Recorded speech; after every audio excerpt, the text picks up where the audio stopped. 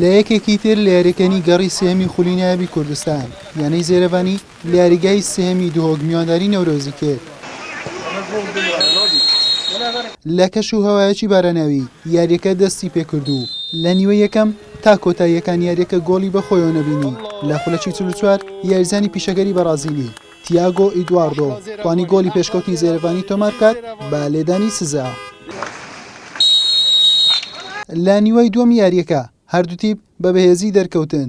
لە خولەکی هەشتا کاپتنیانەی نەورۆز کامەران عەلی توانی گۆڵی یەکسانی تۆمار بکاتەوە، بەڵام وەڵامی زێرەبانی خێرا بوو. دوای تێپەڕبوونی شەش خولەک جارێکی تر لە ڕێگەی تیاگۆ ئیدواردۆی بەرازیلی پێشکەوتەوە.